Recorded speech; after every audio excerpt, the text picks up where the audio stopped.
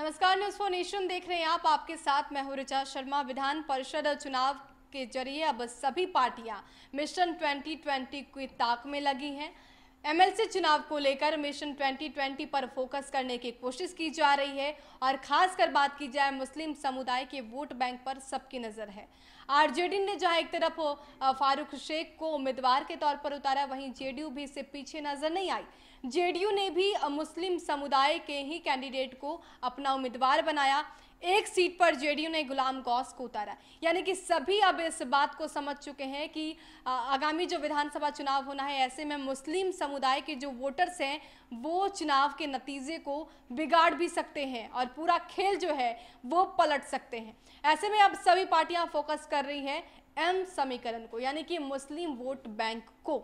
अब देखना दिलचस्प होगा कि आखिर ये वोटर्स जो मुस्लिम मतदाता हैं वो किसकी तरफ आकर्षित होते हैं।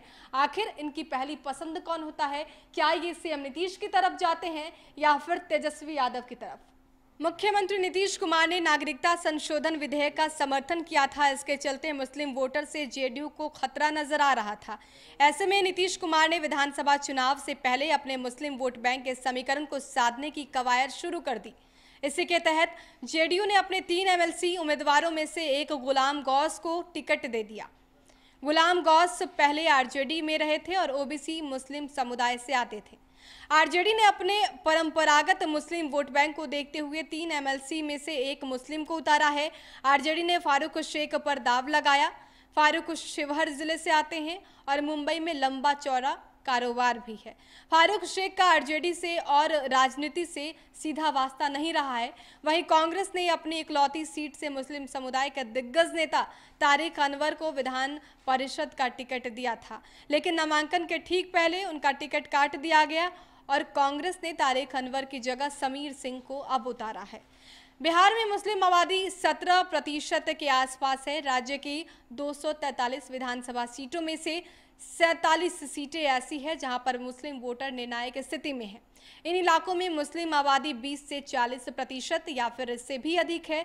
बिहार की 11 सीटें हैं जहां पर 40% से ज़्यादा मुस्लिम मतदाता हैं और 7 सीटों पर 30% से ज़्यादा हैं। इसके अलावा 29 विधानसभा सीटों पर 20 से 30% के बीच मुस्लिम मतदाता हैं।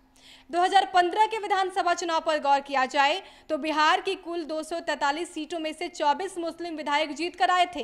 इनमें से 11 विधायक आरजेडी के, 6 कांग्रेस के, 5 जेडीयू के, 1 बीजेपी के और 1 सीपीआई-एमएल। बीजेपी ने 2 मुस्लिम कैंडिडेट को उतारा था, जिसमें से एक जीत दर्ज की थी। साल 2000 के बाद सबसे ज्यादा मुस्लिम विधायक जीते थे।